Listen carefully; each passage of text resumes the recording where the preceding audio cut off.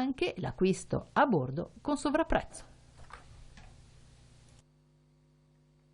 E a proposito di ospedali, lo IOV, l'Istituto Oncologico Veneto, ha deciso di mettere uno stop al fumo di sigarette non soltanto all'interno delle strutture ospedaliere, ma in tutte le aree di competenza che sono anche estese a diverse città.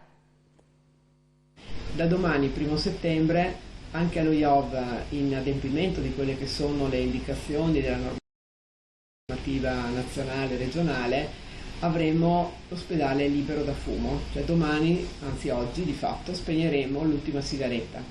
Questo cosa vuol dire? Che nelle aree interne all'ospedale, negli automezzi dell'ospedale, già lo era, non si può fumare, ma non si potrà fumare nemmeno in tutte le aree esterne pertinenti alle strutture dello IOV, quindi sia Busonera, Castelfranco, Schiavonia, Torre della Ricerca, Palazzo Santo Stefano. Quindi operatori, visitatori, tutti quelli che a qualunque titolo entreranno nelle nostre aree non potranno fumare.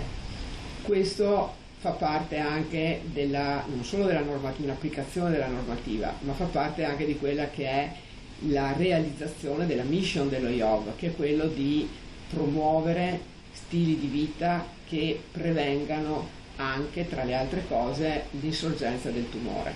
Quindi andiamo a combattere il fumo passivo, quindi persone che non fumano e che sono costrette a inalare fumo perché altri fumano, ma anche un aiuto a chi è fumatore a cercare di smettere di fumare.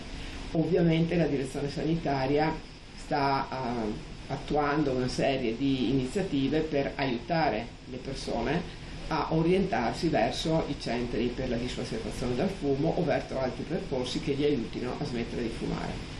Quindi spegniamo le sigarette e cerchiamo di condurre stili di vita che siano positivi.